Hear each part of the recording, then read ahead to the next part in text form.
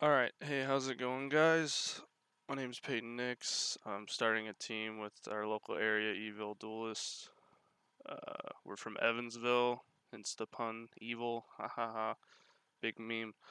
But, anyways, me and a friend of mine who I assume is just going to be like a teammate going forward, uh, topped the Radcliffe Regional, and I figured I'd go through my deck. I'll try to go through his deck at another time. This will be the first video on here.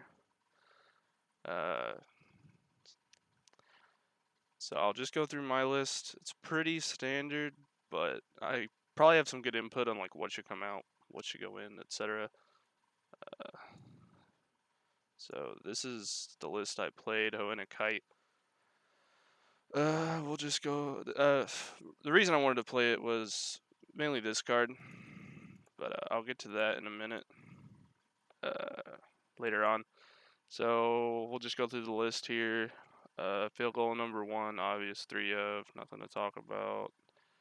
Labbit, send allurement, or avarice for Yami. It's lit. Field goal number 2. I wanted to try this card out because I'm a big fan of poking at towers and deciding which tower and when you want to destroy it. So in theory, it was decent, but it was absolutely the worst card in my whole deck the whole day. It was terrible. Every time. Okay, there was one time it was really good, and I was playing Jay Muniz. It actually won me the game because I drew it for turn, played it, added a counter, sacked it to draw a card with Lab, drew Watchwoman, swung for game. Shout out to Jay. He got sacked by Watchwoman twice that whole regional. 3 delayed poison. This card's decent. It's not the. I don't think it's a 3 of anymore, just because of Hidden Lab. Uh, just Hidden Lab just gets rid of whatever's poison since it's such a popular card. It's just another card that doesn't do a whole lot in your deck. I still play 2. There were times it was good, especially against like aggro matchups. Poisoning a Sharp Beast is pretty decent. There was one time, it was actually against Jay again. I delayed poison one of his guys. He sacked it with Hidden Lab, obviously, to get value out of it. And before he charged for his in his charge step to where his Hidden Lab would be untapped, I miasma 2 of his units. So that was a pretty decent 5 mana play, but it's definitely not what you're trying to do. 3 Devourment. Vescarian kind of sucks in the mirror, but you kind of have to play it for the rest of the decks. And in the mirror, it's still like needed. 2 Golem of Jealousy. I like this card a lot, but I don't know. I think if you play more than 1 Golem of Jealousy, you need. No, let's switch that around. If you're playing Failed Golem 2, you need to play like 2 or 3 Jealousy. Jealousy or 2 is fine without Failed Golem 2, but if you're playing Failed Golem 2, you might as well get max value out of a Golem 1-drop and play the Jealousy to draw another card. But like I said, I wouldn't play Field Golem number 2. Maybe a 1 or 2 of, but Shrieker's coming. I think that's just a better 1-drop overall. Golem of Jealousy, we got that. So Yami, best spell on the deck. Crazy good. Like insane. Nothing really to talk about. 2 Dust Strike. Really, I'm gonna be bumping that up to 3 in the future. I just wanted it all the time. Such a good card. Good Sylphie out as well. 3 Hidden Lab. It's the reason you play this deck. That card's bonkers. 3 Avarice. Some people are playing 2. My friend Casey, who topped as well, he was just playing 2, but Avarice is nuts. I love that card. It's so good. Just putting a body that can kill towers as well as taking a resource from your opponent is so strong. 1 Allurement. People are playing 2 or 3, but I noticed that it just usually doesn't go off a whole lot with spells, and just I don't know. It's decent. I like it as a 1 of to send with Fail Golem 1, but I think I'll keep it at 1. Guardhound, fine 1 of. Miasma, like I said, I think that card's really good. It's just kind of lacking right now, because since it's dark meta, like that one play I said with Poison and Miasma was okay, but it was still took 2 cards. Got rid of 3, and he drew a card, so it was okay, because I still used 2 cards to commit to that play, so it basically broke even. 2 Watchwoman. The card's really good. Like I said, it just straight up won me 1 round, just because I top decked it. Demon of the Evil Eye. This card's good. I think it shines more in Hoenna Fizzy. If I was playing Hoenna Kyte, I wouldn't play Demon of the Evil Eye. I'd play Golem of Vengeance. That's kind of the talk between me and my friends. What's better, Vengeance or Demon? I think Demon shines a lot better in blue matchup, in Hoenna Fizzy, not blue matchups. And when you can constantly bounce their stuff, so you know what's in their hand a lot of the time. But there were multiple times where I had Demon, and I just didn't have a clue of what to call, and it's just not a good 5-minute play if you're not going to guarantee drawing a card. Golem of Vengeance, that was really strong. Really good against Hoenna Fizzy. Like, same game, Jay, he had to use his special shard, his Corona shard, to kill Vengeance. And so he had to soul burst this Fizzy. And you basically win. Like, it puts you on the same playing field in terms of card advantage, because late game Fizzy will beat you, just because it has ways to live, ways to draw cards with Fizzy. So the earlier you can get rid of Fizzy is really strong, and he had to Corona Shard destroy Vengeance, or I was going to swing for 2 towers. So it was really good all day. I would play 1, but I think I'm going to try to play Hoenna Fizzy at this regional next Sunday in Louisville. So I'll be playing Demon of the Evil Eye and Hoenna Fizzy. Kazi, oh my god, Kazi was insane. It might actually have been the MVP of the whole day. It was so good. Just activating a card for free and drawing a card, preventing damage. There was, I think it was my round 2 opponent. I I had all 3 by turn 4. So when I was saving them till they were free, and I had 3 towers destroyed in late game. Like, it just saved me. He Twilight Knighted, which I still had my kite up, so I could have uh, bounced it if it was super necessary. But I just let it go through and Kazi'd it, so I keep my kite up. Hopefully, get to a Sophia, loop it, and that is actually what happened. I ended up winning the game because of Watchwoman.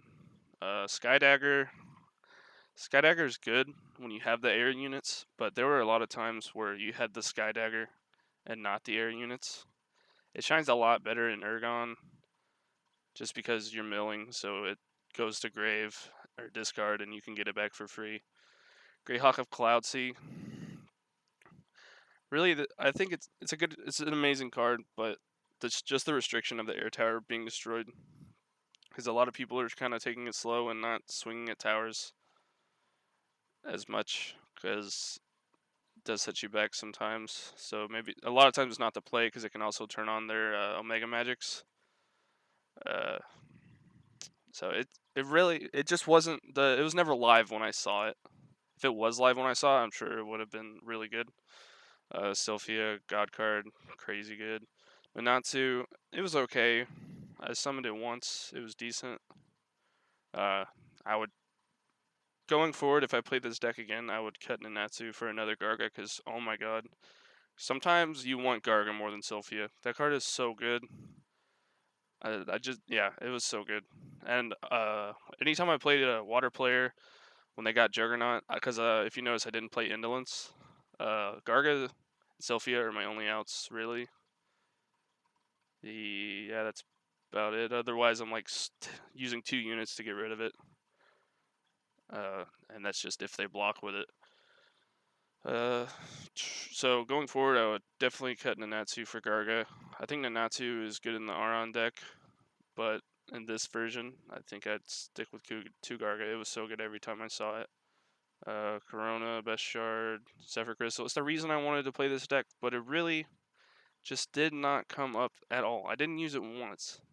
Like, there were just too many times where I just could not afford the 3 mana to pop Hidden Lab. And, like, lucky enough, I always had a Hidden Lab when they had a Hidden Lab, so it wasn't as devastating. But I really don't think it's as important as I initially thought. I did fine all day. Normal towers for side. Just because how the game is, you side 3 Argent Egg if you win game 1. Just all out game 2. Not intentionally, obviously, but you just the way the game is right now. 3 Shard Beast for when you lose game 1. Have to go aggro, engineer. Take out the Kazis for this when you need to be more aggro as well. Skytree Hawk. I wanted to put it in the side, maybe to get a little edge on control matchups. Never sided it in. Wasn't worth. Probably could have been a better card. 2 Guard Hound. Kind of the same idea for aggro matchups and when I win game 1. But really, when I sided the other 2 in, it was way too cloggy. I'd probably side 1 more, but 3 was way too much. Another allurement for aggro if I ever saw red, but I never did. Poisonous Strike. It's good going second, but a lot of times, if you're playing optimally, you're tapping out and leaving up 2 mana to Yami or Dust Strike or Kazi if you don't have 3 towers destroyed. It was okay. When I saw it, I just wished it was something else way too often. So I don't know about that card. Indolence, just to have another Juggernaut out if I played against water, because I only had Garga and Sylphia. Yeah, that's the deck. Did okay. Phil Golem 2. Would not play this. I wouldn't. In terms of the tournament, I went 3-1-1. It was a 5-round, 31-person regional. I think it's the biggest regional that there's been so far. See, first round I played my friend. He was playing Hoenna Kyte. He beat me game 1. Took most of the time. Then we went to game 2. Sided in all my aggro cards, and he allurement stole my my Shard Beast, and it locked him out of the game. So I just ended up winning game 2, and we just decided to tie round 1. Round 2, I played Hoenna Kyte. It went well. Like I said, I had all 3. That was the game I had all 3 Kazis. It was so good. Round 3, round 3, I got a match loss actually because the Hoenna Kyte player Leviathan stole my Avarice and it ended up in his deck, so I got a round loss, which was unfortunate because I was already up a game and was Sylphia looping the second game, so I basically had that round in the bag. So that's just unfortunate, and it was actually the person who ended up beating me in top cut in the top 8. He was a nice guy though. He felt really bad about it, but it's really not too big of a deal. I still got in there. Then round 4, let's see. What did I play round 4? Oh, round 4 was Jay, who was playing Hoenna Fizzy. Made him Soul Burst or use his Corona Shard early, and it really set me. It didn't set me ahead, but it kind of kept us at the same level playing field in terms of card advantage. So late game, he wasn't drawing a bunch of cards out Fizzy, and then I actually top decked Watchwoman to win the game, as I said earlier. Then round 5, I played Jillian Sola, who sided into Hoenna Kyte after game 1. So game 1, I won in a very dominant fashion. But game 2 is a really, really close game. He's a really nice guy too. Everyone I played was a really nice person. I love this game. I love the community already. Everyone's cool. Top Cut played Liam Fizzy, who was my round 3 opponent. I got a game loss to, and beat him in pretty dominant fashion the first game. But game 2 and 3, He killed me so fast, I felt like I couldn't do anything. That was when I clogged with Hellish Guardhound, and like it just didn't do a lot against Liam Fizzy. Like it was all right, but a lot of times he had a way to deal with a blocker. But yeah, game 2 and 3, it felt like I had no control over the game. He just dominated me. Anyways, that's the deck. Expect more content from Eville Duelist. I'll try to get my friend's Hoenna Fizzy list. Maybe go over it with him. That would be the best option. So yeah, let me know what you think in the comment section. And expect more from Eville Duelist. Peace out.